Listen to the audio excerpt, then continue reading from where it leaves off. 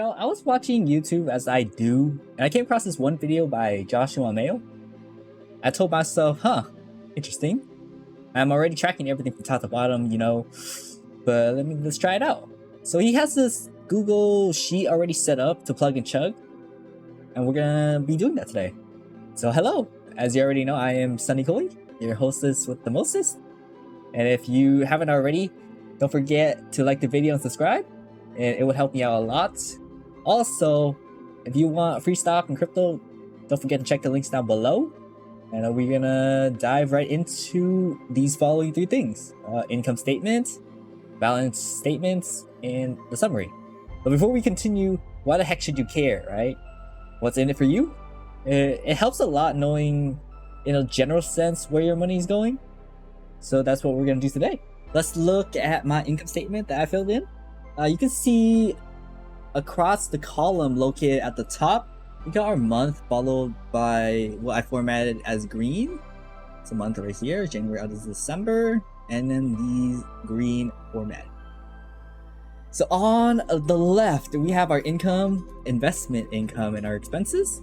Most of the green here is our income, investment income, and expenses. Most of the green here are just added up from everything below it. This is just the sum of this column right here, and so on and so on. This is the same thing here.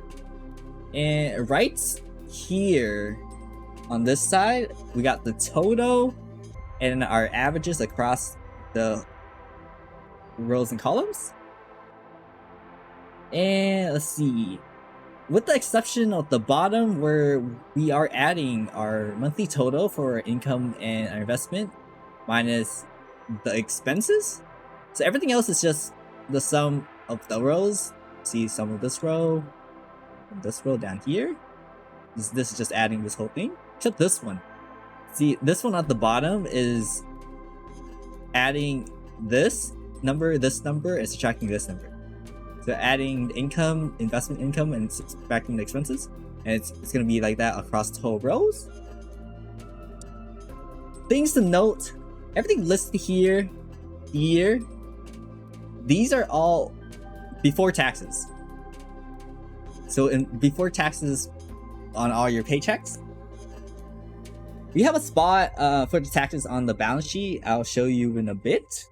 My first job here, as you can see, averages out around 2,300 bi-weekly, and the second one is around 1,280 bi-weekly. Since I just started investing this year, I'm earning interest around 25 cents. Around 25 cents across stocks and interest from my savings. Let's see, rent here, which I also include utility because it's somewhat complicated. It's around 1,700 here. Health insurance, 25 bucks a month. Restaurants and food are around 234. Some subscriptions that added on the bottom here, around 41.66 a month. Except this big one on the month of May. This one was extracurricular. Ooh, yeah, this one ramped up a lot. You'll see the results added up later. Let's move on to the balance sheet. The left here shows the assets and liabilities. So there's net on the bottom here is going to be assets minus the liabilities. Right here. Everything else is the same as the income sheet. So top, January, December. This takes up the sum of the whole row. So let's run through some of the quick statements on here. Checking sitting at 1883 on average. January was a lot less than all the other months, coming from December from all the shopping. Savings here very inconsistent. I mean, I'm trying to at least do 1,500 to 2,000 a month. We'll see later on as I progress. Taxable investment, I use Fidelity, which is around $100 a month. I know these are zeros, but I'm gonna continue doing. I do 100. For Roth IRA, I use Charles Schwab's, and I finished maxing out my 6,000 for the annual contribution here. So I wrapped up 2021 and 2022. So that's why on here the total is 9,000. The 6,000 was the 2022, and 3,000 was the 2021. Oh, so we won't be adding any more for the rest of the year. That's why it's all zeros, because I already maxed it out. Unless it's next year when it's 2033, then I have to start and going ham on maxing out the Roth again. Crypto, 600, around 600 a month. NFT, surprisingly, almost 400 a month.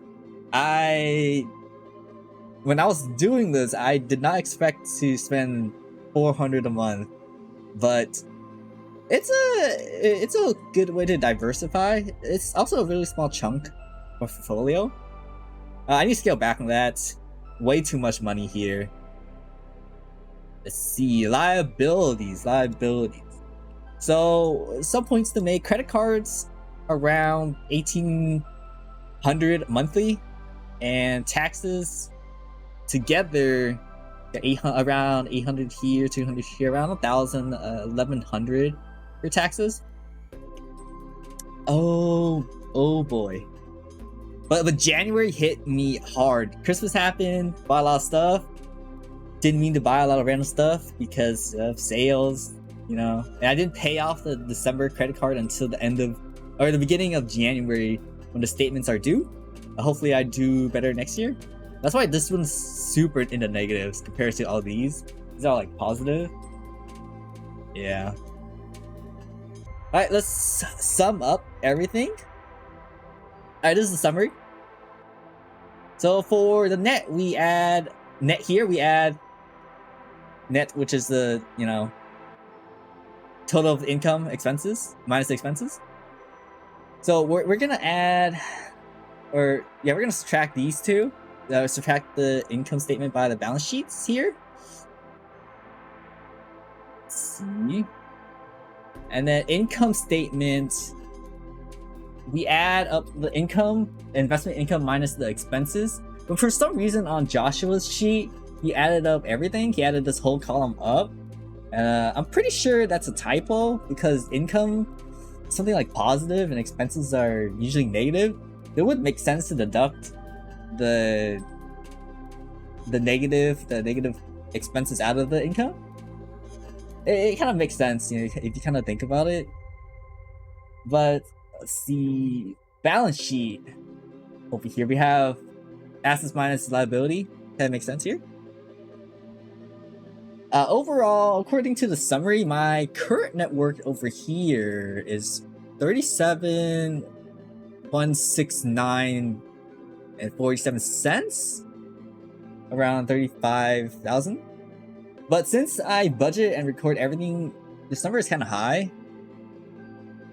Probably because it doesn't take in assets going up and down since the market's doing horrible right now.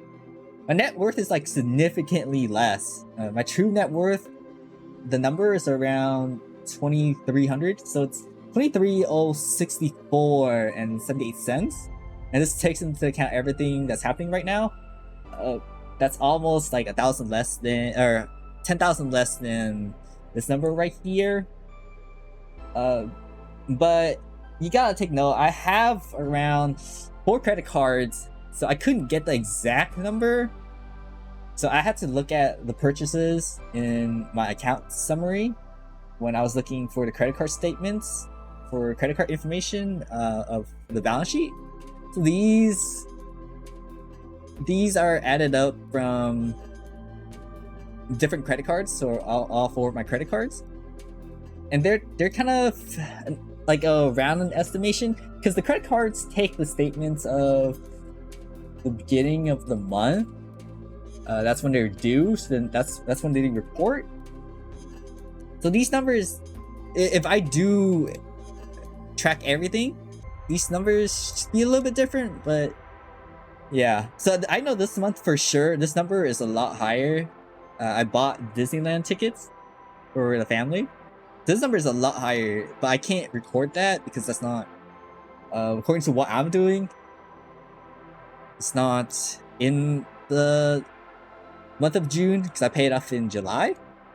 But anyways, I digress. And for the ending balance in my bank account for statements, I looked for the ending balance in my bank statements for the checking account block. So for checking account here, that's why this number is so low over here, because I used the ending balance instead of actually recording it. The number would be different. Other than that, I will give you guys the complete breakdown of my true net worth in the coming weeks, so stay tuned for that. And as always, thanks guys, and I'll see you guys in the next time. Yeah? Bye.